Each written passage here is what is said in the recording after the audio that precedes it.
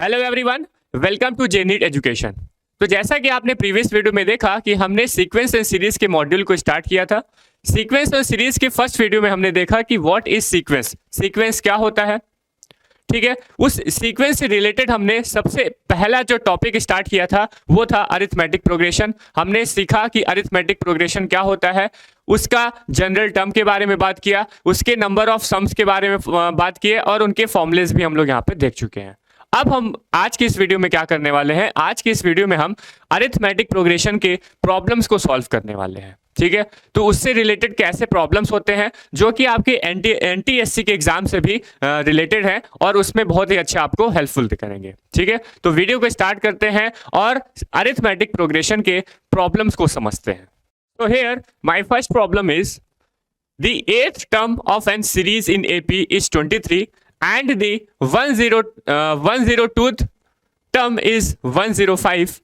Then find the series. हमें यहाँ पे क्या क्या गिवन है, चलिए हम उस गिवन से हम अपनी सीरीज, एक अरिथमेटिक सीरीज हमें फाइंड करनी है और उस अरिथमेटिक सीरीज में हम फाइंड करने के लिए हमें क्या क्या चाहिए। हमें अरिथमेटिक सीरीज अगर फाइंड करनी है तो वहां पर हमें फर्स्ट टर्म स्मॉल ए की वैल्यू चाहिए रहती है और उसके बाद जो कॉमन डिफरेंस स्मॉल डी होता है उसकी वैल्यू चाहिए रहती है। अगर ये दो वैल्यू हमें मिल जाएंगी तो हम एक पूरी सीरीज जो है अरिथमेटिक की बना सकते हैं। ठीक है, तो हम स्मॉल ए और स्मॉल डी को फाइंड करने की यहाँ पर कोशिश करेंगे। ठीक है, तो हमारे पास जो जो क्वेश्चन में गिवन है उसको हम लेके चलते हैं। तो देखिए हमारे पास क्या है, क्वेश्चन में गिवन है कि हमारे पास जो 8 टर्म है इसकी वैल्यू कितनी है, 23 है। मतलब जो एपी का 8th टर्म है वो कितना है, 23 दिया हुआ है। और एपी का 10 सेकेंड, ठीक है, 10 सेकेंड जो है ये वाला जो टर्म है इसकी वैल्यू कितनी दी हुई है, 305 दे दी हुई है। ठीक है, ये हमें क्वेश्चन में गिवन है। अब इसी क्वेश्चन से गिवन है, इसी गिवन कंडीशन से हम लोग क्या करेंगे, ए और स्मॉल डी की वैल्यू फाइंड करेंगे। चलिए फाइंड करते हैं। तो जैसा कि हम लोग को पता है कि T8 है इसको हम कैसे फाइंड कर सकते हैं। T8 क्या हो सकता है, अगर मैं जनरल टर्म की बात करूं तो TN मतलब nth टर्म का फॉर्मूला क्या होता है, a प्लस, यहाँ पे लिख लेते हैं a plus n minus 1 into D, ये होता है जनरल टर्म, nth टर्म का फॉर्मूला। अब हम क्या करेंगे, यहाँ पर देख रहे हैं कि यहाँ पर जो n है वो कितना आ रहा है, 8 आ रहा है। n कितना आ रहा है, 8 आ रहा है। ठीक है, यहाँ पर जो n है वो 8 है तो वैल्यू पुट कर देते हैं। तो T8 equal a plus n कितना है, 8, तो 8 माइनस 1 और ये बन गया हमारा स्मॉल डी। इसमें कोई दिक्कत है क्या। अब आगे देखिए, ये जो T8 है इसकी वैल्यू तो हमें क्वेश्चन में गिवन है, कितनी है, 32 है, ये सॉरी 23 है ना, 23, तो 23 लिख देते हैं। 23 क्या है, T8 की वैल्यू है और ये बन जाएगा a प्लस कितना हो जाएगा, ये 7d। इसको मैं इक्वेशन नंबर 1 कर दे दो, इसको मैं क्या कर दिया, इक्वेशन नंबर फर्स्ट ले लिया। ठीक है, अब ऐसे ही मैं 10 सेकेंड टर्म का हम क्या करेंगे, जनरल टर्म फाइंड कर लेंगे। चलिए फाइंड कर लेते हैं। तो ये हो जाएगा हमारे पास T102 टर्म और इसकी वैल्यू क्या हो जाएगी, a प्लस n यहाँ पे कितना हो जाएगा, 102 माइनस 1 और इंटू डी। हमने क्या किया, बस जो nth टर्म वाला फॉर्मूला है उसको हम लोग यहाँ पे अप्लाई कर रहे हैं, सिंपल सा। ठीक है, अब इसकी वैल्यू T10 सेकेंड की वैल्यू कितनी है, 305 है, तो यहाँ पे हम 305 पुट कर देते हैं और इक्वल में हो जाएगा हमारे पास में क्या, a प्लस क्या हो जाएगा, a प्लस और 102 में 1 माइनस करेंगे तो कितनी वैल्यू आएगी, 101 डी आ जाएगा। इसको मैं इक्वेशन नंबर सेकेंड दे देता हूँ। बताइए कोई दिक्कत है क्या इसमें।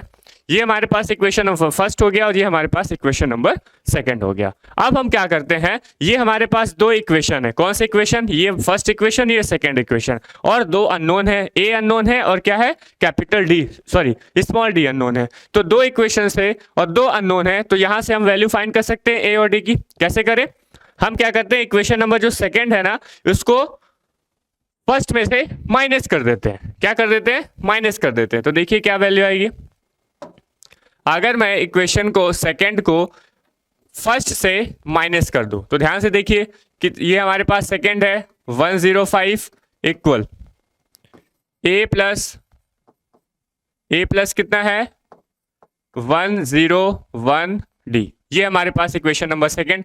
अब इस सेकंड को हम क्या करेंगे, फर्स्ट के साथ में माइनस कर देते हैं, तो 23 इक्वल A प्लस क्या बन जाएगा, ये 7D बन जाएगा। कितना बन जाएगा, 7D। अब माइनस कर दीजिए, ये माइनस यहाँ पे ये, तो ये वाला जो हमारे पास A है वो माइनस A के साथ क्या हो जाएगा, कैंसिल आउट हो जाएगा।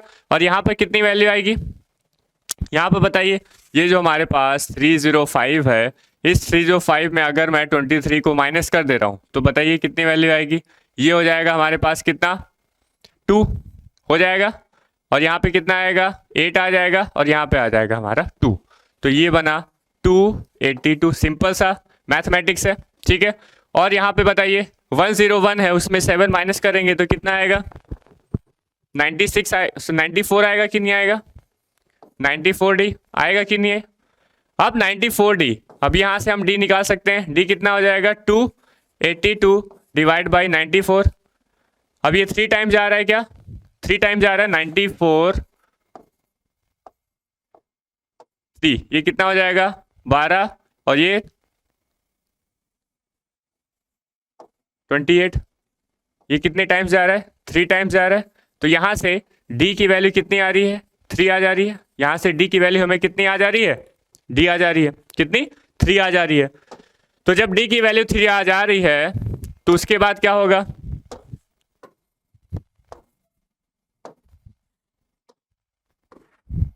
उसके बाद बताइए क्या वैल्यू आएगी। जब हमारे पास D आ गया तो हम यहाँ से A निकाल सकते हैं कि नहीं। इस यहाँ पे किसी भी इक्वेशन 1 में या फिर 2 में हम क्या करेंगे, D की वैल्यू पुट कर देंगे तो वहां से A की वैल्यू आ जाएगी। चलिए पुट कर देते हैं, तो बताइए क्या आएगा A की वैल्यू। तो A की वैल्यू हमारे पास आएगी, हम इक्वेशन नंबर 1 में D की वैल्यू पुट कर देते हैं, तो A प्लस 7 इंटू 3 कर देते हैं, ठीक है।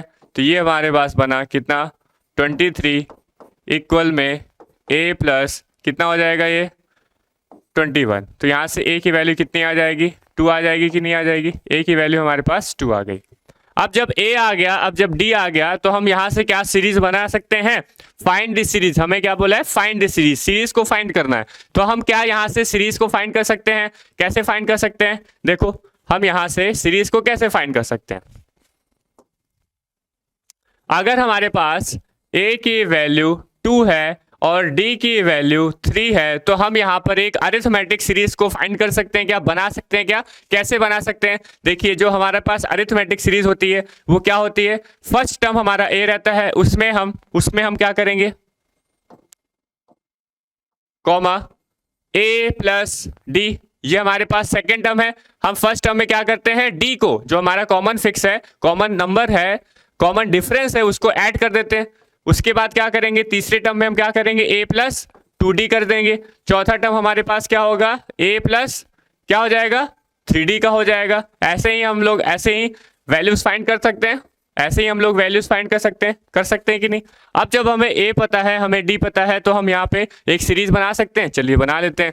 तो A हमारे पास क्या है, 2 है, तो ये हो गया 2 प्लस, अब हमारे पास कॉमन डिफरेंस कितना है, 3 का है, तो 2 में जब 3 हम ऐड करेंगे तो कितनी वैल्यू आएगी, 5 आ जाएगी। आगे बढ़ते हैं।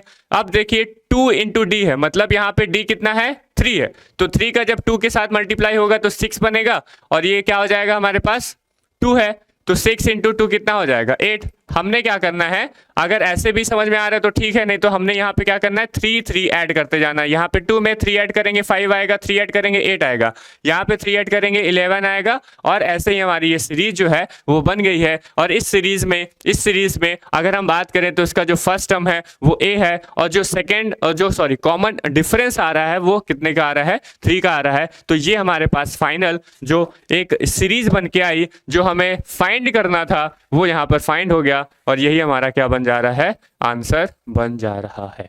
इतनी बात समझ में आई कि नहीं, ठीक है, क्वेश्चन सॉल्व हो जाएगा ऐसे। हमें अगर क्वेश्चन में टर्म्स दिए हुए हैं, मतलब nth टर्म हो गया, 8th टर्म हो गया, कोई भी टर्म दिया हुआ है, तो हमें क्या करना है, वहां पे जनरल टर्म nth टर्म वाला फॉर्मूला अप्लाई करना है। और जैसे ही फॉर्मूला अप्लाई करेंगे तो वहां से हमारे पास इक्वेशन आ जाएंगे। अगर 2 इक्वेशन है और 2 अननोन रहेंगे तो हम क्या करेंगे, क्वेश्चंस को सॉल्व कर लेंगे, वहां पे प्लस या फिर माइनस करके किसी एक की वैल्यू ए और या फिर डी में से किसी एक की वैल्यू फाइंड कर लेंगे। जैसे ही एक की वैल्यू फाइंड हो जाएगी हम वहां से दूसरे की वैल्यू भी फाइंड कर देंगे और हमारे पास ये सीरीज बन के निकल आएगा। समझ में आई बात क्या? अब हम चलिए दूसरे क्वेश्चन को सॉल्व करते हैं। तो आइए चलिए हम अपने सेकंड क्वेश्चन को देखते हैं। सो सेकंड क्वेश्चन है, if small a, small b and small c be the respectively the pth, qth and rth term of an AP। ठीक है, ये AP का जो pth टर्म है वो स्मॉल a है, qth टर्म कितना है, स्मॉल b है, और rth टर्म जो है वो स्मॉल c है। अगर ऐसा कुछ हमें गिवन है क्वेश्चन में तो हमें प्रूफ करना है। अगर यहाँ पे आपको दिख नहीं रहा है तो मैं यहाँ पे प्रूफ करने वाली चीजें लिख देता हूँ। क्या प्रूफ करना है, a ब्रैकेट में q माइनस आर, ठीक है, प्लस b ब्रैकेट में r minus p, r minus p, plus c bracket में p माइनस q। समझ में आया कि नहीं आया? ठीक है, इक्वल में 0। ये हमें क्या करना है, प्रूफ करना है ना। हमें प्रूफ करना है इतना, ये हो गया इतना और ये हो गया इतना। ठीक है, ये चीज हमें प्रूफ करना है। तो चलिए हम इसको प्रूफ करते हैं। तो सबसे पहले जो हमारे पास क्वेश्चन में गिवन है उसको हम ध्यान में देखेंगे।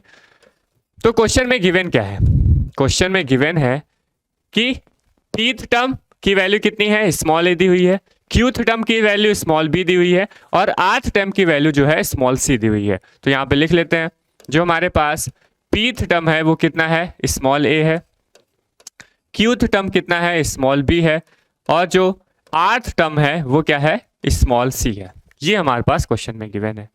ठीक है, अब हम इस गिवन से ही हम इतना प्रूफ करने की कोशिश करेंगे। ठीक है, तो देखिए, क्या मैं pth टर्म का जनरल टर्म निकाल सकता हूं?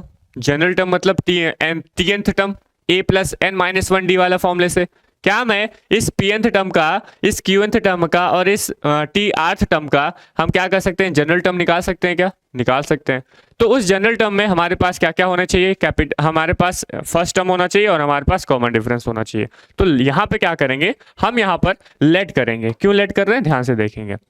हमने यहाँ पर लेट किया, ये जो कॉमन जो हमारे पास फर्स्ट टर्म है इसको मैं कैपिटल ए ले रहा हूँ। ठीक है, फर्स्ट टर्म को हम क्या ले रहे हैं, कैपिटल ए। तो हमारे पास फर्स्ट टर्म जो आया वो है कैपिटल ए का। क्लियर हो गई बात? और जो कॉमन डिफरेंस रहेगा इसको मैं कैपिटल डी ले लूंगा। कैपिटल डी हमारे पास क्या आ गया, कॉमन डिफरेंस। क्यों ले रहे हैं कैपिटल ए और कैपिटल डी? क्योंकि यहाँ पे देखिए स्मॉल ए दिया हुआ है और हम जानते हैं कि स्मॉल ए जो है, हम लोग जो जनरल टर्म लेते थे स्मॉल ए वहां पे क्या होता था, फर्स्ट टर्म होता था। अब वो फर्स्ट टर्म और ये वाला यहाँ पे जो क्वेश्चन में गिवन है तो वो दोनों एक दूसरे से कोलैप्स ना कर जाएं। कौन सा फर्स्ट टर्म है कौन सा ए है वो दिक्कत ना आ जाए, इस वजह से मैं क्या कर लिया हूँ, जो हमारे पास फर्स्ट टर्म है उसको कैपिटल ए ले लिया हूँ और जो कॉमन डिफरेंस है उसको कैपिटल डी ले लिया हूँ। जो क्वेश्चन में गिवन है उससे तो हम छेड़छाड़ कर नहीं सकते, हम अपना जो कैपिटल ए और कैपिटल बी मतलब जो हमारा जो common difference of first term था उसको हमने चेंज कर दिया। कर सकते हैं क्या? बिल्कुल ठीक है। अब चलिए आगे बढ़ते हैं।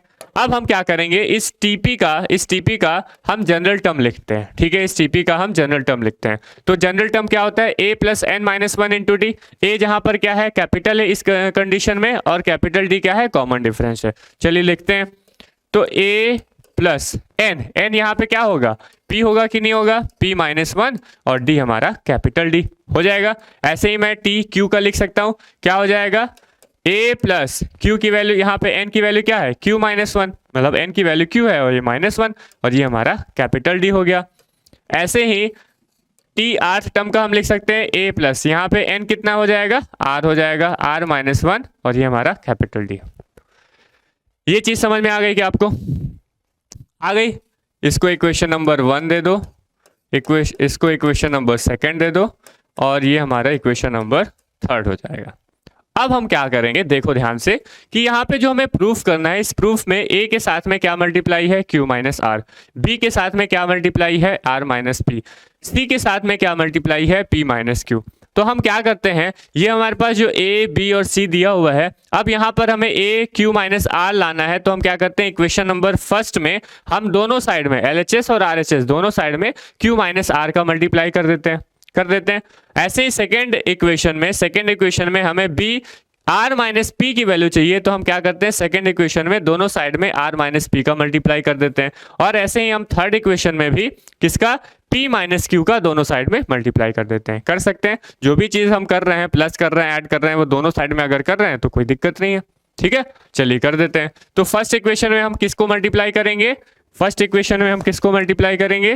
हम यहाँ पे मल्टीप्लाई करेंगे किसको, q माइनस आर को, कोई दिक्कत। सेकेंड इक्वेशन में हम किसको मल्टीप्लाई करेंगे, r माइनस पी को। थर्ड इक्वेशन में हम किसको मल्टीप्लाई करेंगे, p माइनस क्यू को। कर दिए। अब जैसे ही हमारे पास फर्स्ट, सेकेंड और थर्ड इक्वेशन आ गए, मल्टीप्लाई करने के बाद हम तीनों इक्वेशन को ऐड कर देंगे। देखो यहाँ पे मल्टीप्लाई किए, फिर बीच में ऐड है, प्लस है, तो हम क्या करेंगे, यहाँ तीनों में हम इसको तीनों को ऐड कर देते हैं। तो देखिए इक्वेशन नंबर फर्स्ट को, इक्वेशन नंबर सेकंड को और इक्वेशन नंबर थर्ड को हमने ऐड कर दिया। तो ऐड करने से बताइए क्या वैल्यू आ रही है। सबसे पहले हम LHS की देखते हैं। तो LHS में a के साथ में किसका मल्टीप्लाई हो रहा है, q माइनस आर का मल्टीप्लाई हो रहा है। ठीक है, आगे बढ़ते हैं। प्लस पहले LHS को लिख लेते हैं, उसके बाद RHS में बात करेंगे। ठीक है, b के साथ में हो जाएगा हमारे पास r माइनस पी का मल्टीप्लाई, और प्लस c के साथ में किसका मल्टीप्लाई होगा, p माइनस क्यू का मल्टीप्लाई हो जाएगा। सही लिखे हैं, ठीक है। उसके बाद RHS को देखो, तो RHS में यहाँ पे देखो a के साथ मल्टीप्लाई होगा q माइनस आर का, b के साथ में a के साथ यहाँ पर भी मल्टीप्लाई होगा r माइनस पी का, और यहाँ पर भी a के साथ मल्टीप्लाई होगा p माइनस क्यू का। तो तीनों में क्या मैं a कॉमन ले सकता हूँ, इनको ऐड करेंगे तो तीनों में a कॉमन आएगा कि नहीं आएगा। पहले हम फर्स्ट टर्म में देखो, तो यहाँ पर a into q minus are plus a into r minus P plus a into p minus q, तो तीनों में a कॉमन आ रहा है, a कॉमन ले लेते हैं। तो अंदर में क्या बचेगा, फर्स्ट वाले, यहाँ पर फर्स्ट वाले इक्वेशन में क्या बचेगा, q minus are, plus second वाले इक्वेशन में क्या बचेगा, r minus P, plus third वाले इक्वेशन में क्या बचेगा, p माइनस क्यू। बचेगा कि नहीं बचेगा बताइए। ये हम लोग तीनों एक स्टेप अगर हम खा भी जाएं तो क्या हो जाएगा, तीनों में, इन तीनों में, इसमें a कॉमन था, a कॉमन कर लिए, यहाँ पे क्या बचेगा, q minus are plus r minus P plus p minus q बच जाएगा। अब देखिए प्लस, अब हम d पे बात करते हैं। तो d में देखिए तीनों में d कॉमन आ रहा है, तो तीनों में हम d कॉमन ले लेते हैं। क्या बचेगा, यहाँ पे p minus one into q minus r, तो p minus one into q minus r बचेगा, प्लस सेकेंड वाले में क्या बचेगा, q minus one into r minus p into r minus P, plus third वाले में क्या बचेगा, r माइनस वन, थर्ड वाले में बचेगा हमारे पास r माइनस वन, और क्या बचेगा, p माइनस क्यू बचेगा, p माइनस क्यू। हो गया, क्लियर हो गया, कंप्लीट हो गया। अब इसको तो कुछ करना नहीं है। यहाँ पे देखिए, यहाँ पे माइनस आर प्लस आर से के साथ कैंसिल आउट हो जा रहा है, माइनस पी जो है वो प्लस पी के साथ कैंसिल आउट हो रहा है, माइनस क्यू प्लस क्यू के साथ कैंसिल आउट हो जा रहा है। तो ये पूरी वैल्यू क्या हो जा रही है, जीरो, जीरो के साथ a का मल्टीप्लाई होगा तो जीरो बचेगा, प्लस यहाँ पर भी इसको हम क्या करेंगे, अगर मल्टीप्लाई करते हैं तो भी ये क्या हो जाएगा, पूरा जीरो हो जाता है। अगर देखना है तो चलिए मल्टीप्लाई कर लीजिए। मल्टीप्लाई करेंगे तो ये क्या हो जाएगा, p का q के साथ होगा तो पी क्यू बन जाएगा, p का r के साथ होगा तो पी आर बन जाएगा, माइनस में ये हमारे पास q है और ये बन जाएगा प्लस का r, ऐसा बनेगा। प्लस यहाँ पे कीजिए तो q का r के साथ में होगा तो क्यू आर बन जाएगा, q का माइनस में पी क्यू बनेगा। मल्टीप्लाई करना है, करते रहिए आप लोग, माइनस r और ये बन जाएगा प्लस का p, प्लस यहाँ पे देखिए r का p के साथ मल्टीप्लाई होगा तो पी आर बन जाएगा, माइनस आर क्यू बन जाएगा, माइनस p बन जाएगा और ये प्लस का q बन जाएगा। ऐसा ही का है। अब देखिए ये हमारे पास पी क्यू है, और कहाँ पे पी क्यू है, ये minus P Q plus P Q बन गया, माइनस पी आर, ये माइनस का पी आर है, और प्लस का पी आर कहाँ गया, प्लस का पी आर, ये हमारा प्लस का पी आर कैंसिल आउट हो गया, माइनस क्यू है, प्लस का क्यू कहाँ गया, ये प्लस का क्यू कैंसिल आउट हो गया, प्लस आर है माइनस आर के साथ कैंसिल आउट हो गया, और ये इसके साथ में कैंसिल आउट हो गया, और बाकी सारे इसके साथ कैंसिल आउट हो गया।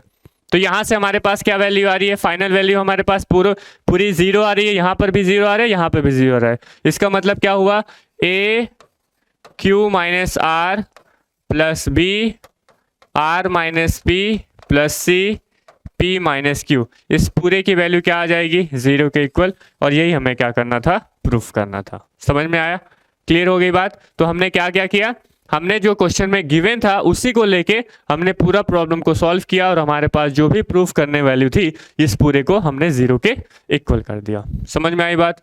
चलिए एक और क्वेश्चन को सॉल्व करते हैं। तो आइए चलिए हम अपने थर्ड क्वेश्चन को सॉल्व करते हैं।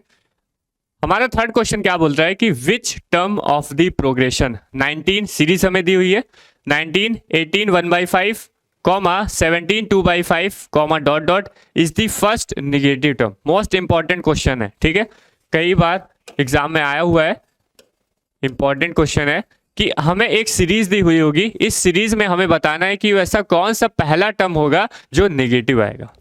ठीक है, तो हम यहाँ पर कैसे इसको अप्रोच करेंगे, इसमें हम क्या करेंगे, सबसे पहले हम जो है गिवन सीरीज में से ए और स्मॉल डी की वैल्यू निकाल लेते हैं। तो जैसे ही ए और स्मॉल डी हमारे पास आ गया तो हम जनरल टर्म फाइंड कर सकते हैं। जनरल टर्म हमारा क्या होता है, ए plus N minus one into D. A हमें पता है, डी हमें पता है, एन हमें पता नहीं है, वही हमें फाइंड करना है। ये जो हमारे पास जनरल टर्म होगा, इस जनरल टर्म को अगर हमें लेस देन जीरो मतलब नेगेटिव इक्वल कर दूं, नेगेटिव के इक्वल कर दूं, यहाँ पे इनइक्वलिटी लगा दूं कि लेस देन जीरो, जो हमारे पास टर्म है टी एन उसको मैं लेस देन जीरो कर दूं, तो वहां से हमारे पास जो भी एन की वैल्यू आएगी वो क्या रहेगी, फर्स्ट नेगेटिव टर्म रहेगी कि नहीं रहेगी। यही चीज समझ रहे हैं क्या आप लोग। तो यही चीज हम यहाँ पे अभी करने वाले हैं, तो ध्यान से देखते जाइएगा। ठीक है, तो क्वेश्चन में हमारे पास जो क्वेश्चन में गिवन सीरीज है उसको देखिए। गिवन सीरीज क्या है, 19 18 1/5 17 2/5 डॉट डॉट, ये हमारे पास गिवन सीरीज है। अब क्या यहाँ पे समझ में आ रहा है कि इस गिवन सीरीज में जो हमारे पास 19 है ये हमारा फर्स्ट टर्म होगा, 19 हमारा क्या होगा, फर्स्ट टर्म होगा। और कॉमन डिफरेंस कैसे आएगा, कॉमन डिफरेंस आएगा सेकेंड टर्म से, जब मैं फर्स्ट टर्म को माइनस कर दूंगा तो सेकेंड टर्म हमारे पास है 18 1/5 माइनस करेंगे हम 19 से, तो कर देते हैं। तो ये क्या आ जाएगा हमारे पास 91 आएगा, डिवाइड बाई 5 माइनस में ये कितनी वैल्यू आ जाएगी 95 डिवाइड बाई 5, तो यहाँ से वैल्यू कितनी आ रही है -4/5। ये जो -4/5 है वो क्या है, स्मॉल डी की वैल्यू है। किसकी वैल्यू है, स्मॉल डी की वैल्यू है कि नहीं। स्मॉल ए और स्मॉल डी जैसे ही आ जाएगा तो क्या मैं यहाँ पे क्या मैं यहाँ से general term t n find कर सकता हूँ। टी एन क्या होता है, ए प्लस एन माइनस वन और इंटू डी। ए हमारे पास कितना है 19 है, एन हमें पता नहीं है, वही चीज़ हमें पता करनी है, और डी की वैल्यू है -4/5, है कि नहीं। अब इस टी एन को जब मैं लेस देन, इस टी एन को मैं क्या करूंगा, जब मैं लेस देन जीरो के इक्वल कर दूंगा, मतलब ये जो हमारे पास टी एन होने चाहिए उसकी वैल्यू कौन सी नेगेटिव वैल्यू आएगी, तो यहाँ पे एन की वैल्यू फाइंड हो जाएगी। किसकी वैल्यू फाइंड हो जाएगी, एन की वैल्यू। यहाँ पे मैं इनइक्वलिटी को अब यहाँ पे सॉल्व करने चाहेंगे। ठीक है, हमारे पास ये जो इनइक्वलिटी है इसको हम सॉल्व करने की कोशिश करेंगे। ठीक है, ध्यान से समझिएगा। तो अब यहाँ पे सॉल्व करते हैं, तो ये 19 प्लस अब n-1 का यहाँ पे मल्टीप्लाई कर देते हैं, तो सबसे पहले क्या हो जाएगा, n का -4/5 के साथ में मल्टीप्लाई होगा, तो ये बन जाएगा 4n/5 माइनस में, और ये माइनस माइनस बन जाएगा प्लस कितना 4/5, यही चीज़ है, और ये लेस देन जीरो हो गया। ठीक है, अब चलिए एलसीएम ले लेते हैं, तो क्या हो जाएगा यहाँ पे, ये हमारा 95 बन जाएगा, -4n हो जाएगा, प्लस का 4 हो जाएगा, डिवाइड बाई 5 आ जाएगा, और लेस देन जीरो, यही चीज़ हो रही है, सही चीज़ हो रही है क्या। अब बताइए 95 + 4 कितना हो जाएगा, 99 बन जाएगा, और माइनस में 4n हो जाएगा, divide by 5 less than zero. तो 5 हमारा क्या है, पॉजिटिव है, तो पॉजिटिव नंबर में जब मैं पॉजिटिव नंबर का क्रॉस मल्टीप्लिकेशन करूंगा तो क्या हो जाएगा, इनइक्वलिटी का साइन तो चेंज होगा नहीं, वैसे का वैसा ही रहेगा, है ना। यही चीज़ हम लोग पढ़ रहे हैं इनइक्वलिटी में, 99 डिवाइड बाई 4n, ये क्या हो जाएगा, लेस देन जीरो। अब यहाँ पे ध्यान से देखिए, अब मैं इस 99 को इधर ले जाना है, तो हम कैसे ले जाते हैं, देखिए 99 हमारा पॉजिटिव है, -4n है, तो हम यहाँ का क्या करते हैं, -99 से यहाँ पे LHS में और RHS में भी हम क्या करेंगे, -99 को ऐड करेंगे। माइनस करेंगे, यहाँ पे माइनस किए 99 तो यहाँ पे भी माइनस 99 करना पड़ेगा। तो जैसे ही हम माइनस को मल्टीप्लाई करते हैं तो हमारा जो इनइक्वलिटी का साइन होता है, वो क्या हो जाता है, चेंज हो जाता है कि नहीं, ये चेंज होके हमारा ग्रेटर हो गया और ये यहाँ से कैंसिल हो गया -4n इज ग्रेटर देन कितना, ये हो गया माइनस का 99, माइनस माइनस हमारा कैंसिल हो गया, तो 4n इज ग्रेटर देन 99 आ गया। यहाँ से n की वैल्यू कितनी आ जाएगी, 99/4। क्या वैल्यू आ जाएगी, 99/4। कितनी वैल्यू आएगी, तो ये हो जाएगा 2, ये कितना हो जाएगा, यहाँ पे बचेगा 8, 19, तो कितना हो जाएगा 4 चौक 16, ठीक है, 0.7 इतना आएगा। मतलब n की वैल्यू जो है हम अप्रॉक्स में 15 ले सकते हैं, n की वैल्यू अप्रॉक्स में 7 है ना, 0.7, तो यहाँ पे अप्रॉक्स में हम कितना लिख सकते हैं, 25 ले सकते हैं। तो n की वैल्यू जो होगी वो 25 होगी, n की वैल्यू 25 ऐसा फर्स्ट नेगेटिव टर्म होगा, मतलब ऐसा फर्स्ट टर्म होगा जो इस सीरीज में नेगेटिव आएगा, ऐसा फर्स्ट टर्म जो होगा वो इस सीरीज में क्या आएगा, नेगेटिव आएगा। तो n इक्वल्स टू जो 25 है यही हमारा क्या बन जाता है, आंसर बन जाता है। समझ में आया, n इक्वल्स 25 क्या बनेगा, हमारा आंसर बन जाएगा। क्लियर होगी बात, समझ में आया। तो हम ये एक जो एग्जाम्पल नंबर 3 है इसको भी सॉल्व कर लिए, इंपॉर्टेंट क्वेश्चन है, बहुत एग्जाम में ऐसा देखने को मिलता है, ठीक है।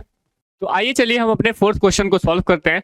फोर्थ क्वेश्चन है the sums of n terms of the two arithmetic series are in the ratio of 2n+1 ratio 2n-1। अगर दो सीरीज हैं जो कि अरिथमेटिक में है, इन दोनों सीरीज का जो सम होगा, जो सम का फॉर्मूला है वो कितना है, 2n+1 रेशियो 2n-1 है। तब हमें यहाँ पर 10th टर्म, उन्हीं दोनों सीरीज के 10th टर्म को के रेशियो को हमें क्या करना है, फाइंड करना है, ठीक है। तो ध्यान से समझिएगा कैसे इस क्वेश्चन को सॉल्व करेंगे। तो यहां पर मैं ले लेता हूं जो हमारे पास दो अरिथमेटिक अलग अलग है ना, दोनों अरिथमेटिक अलग अलग है, उनके जो स्मॉल ए होगा, जो फर्स्ट टर्म होगा, उनका जो कॉमन डिफरेंस होगा दोनों अलग अलग होगा। तो हम क्या कर लेते हैं, सबसे पहले लेट कर लेते हैं कि जो हमारे पास फर्स्ट सीरीज होगी, जो पहली सीरीज होगी, फर्स्ट सीरीज, इस फर्स्ट सीरीज के लिए फर्स्ट टर्म हमारे पास ए रहेगा और कॉमन डिफरेंस स्मॉल डी रहेगा। समझ में आया। और जो सेकेंड सीरीज रहेगी,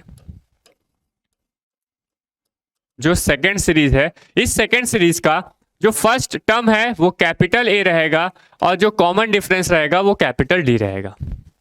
ये चीज समझ में आ गई।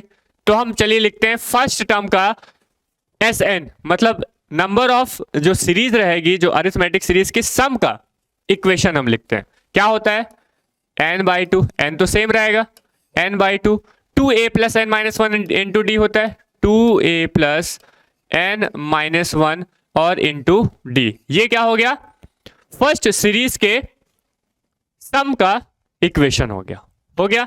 अब ये क्या है, रेशियो में है, डिवाइड में है, तो ये डिवाइड बाय सेकेंड सीरीज का जो सम का फॉर्मूला रहेगा वो क्या रहेगा, n/2, 2। अब यहां पे कैपिटल ए हो जाएगा plus n-1 into capital D बन जाएगा। ये चीज समझ में आया क्या, ये चीज आपको समझ में आया क्या। ये क्वेश्चन में गिवन है, ये हमें क्वेश्चन में गिवन था, और ये किसके इक्वल है, ये किसके इक्वल है, ये इक्वल है 2n+1 डिवाइड बाई 2n-1 के इक्वल है कि नहीं, 2n+1 डिवाइड बाई 2n-1 के इक्वल है।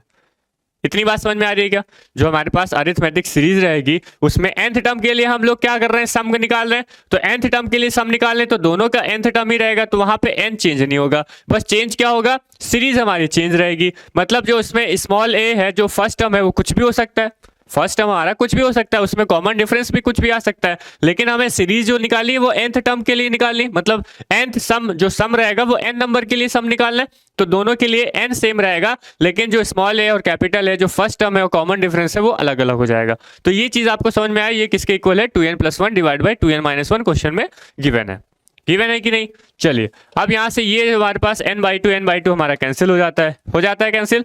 उसके बाद हमारे पास यहाँ पे क्या वैल्यू आएगी, ये वैल्यू आएगी 2a + n-1d डिवाइड बाई, यहाँ पे क्या बचेगा, 2a + n-1 कैपिटल डी। इसकी वैल्यू कितनी है, 2n+1 डिवाइड बाई 2n-1। ये चीज है, ठीक है।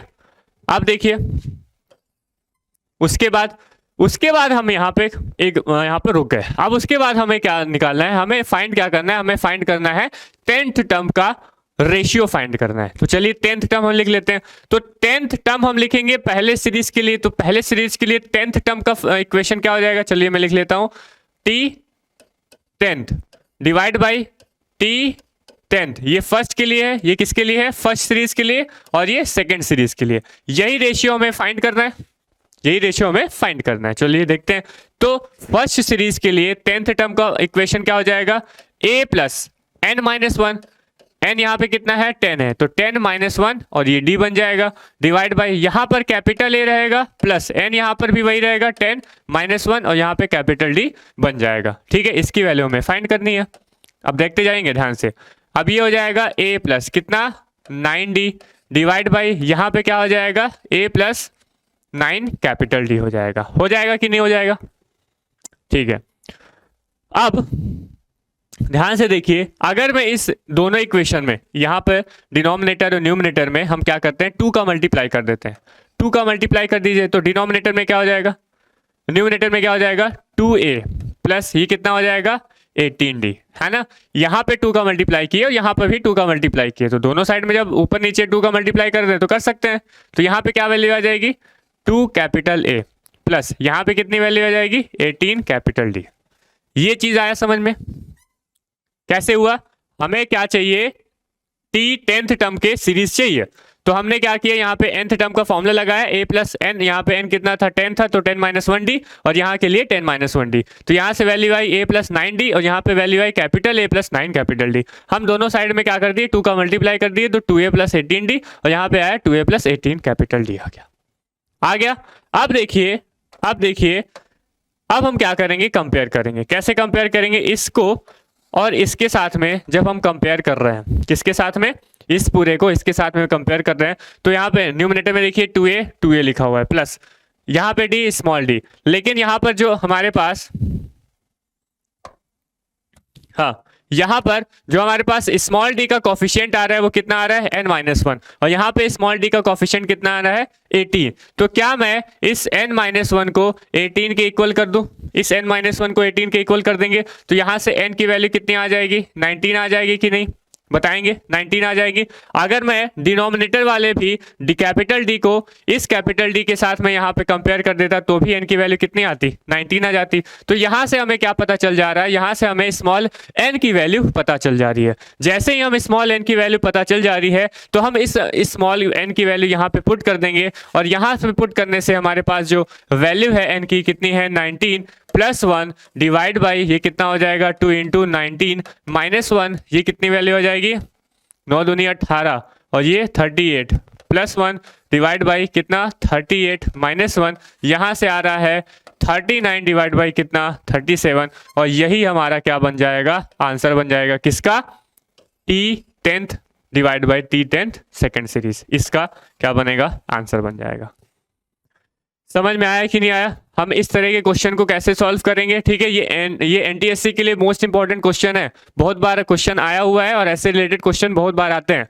ठीक है, कि हमें 2 सीरीज का रेशियो दे देगा, ये रेशियो दिया हुआ है, और उनके किसी भी टर्म का हमें रेशियो पूछ लेगा। तो हमें क्या करना है, सबसे पहले जो फर्स्ट सीरीज है उसको स्मॉल a स्मॉल d ले लेना है, सेकंड सीरीज को कैपिटल A कैपिटल D ले लेना है। लेने के बाद हम जो यहाँ पे the sum of nth term का फॉर्मूला लगा देंगे, the sum of nth term का फॉर्मूला लगा देंगे, ये किसके इक्वल होगा यहाँ पे लिख देंगे। उसके बाद इसको यहाँ पे थोड़ा सॉल्व कर लिए, उसके बाद जो हमारे पास जो भी सीरीज जो भी टर्म का हमें वैल्यू फाइंड करना होगा, रेशियो फाइंड करना होगा, वो रेशियो लिखेंगे यहाँ पर, ये बना देंगे। उसके बाद ये मल्टीप्लाई करके, और जो भी यहाँ से कंपेयर करेंगे, इसको और इसको कंपेयर करेंगे, जो भी यहाँ से n की वैल्यू होगी इस n की वैल्यू को यहाँ पे पुट कर देंगे, तो वहां से हमारा आंसर बन जाएगा। समझ में आया, ये एनटीएससी के लिए मोस्ट इंपॉर्टेंट क्वेश्चन है।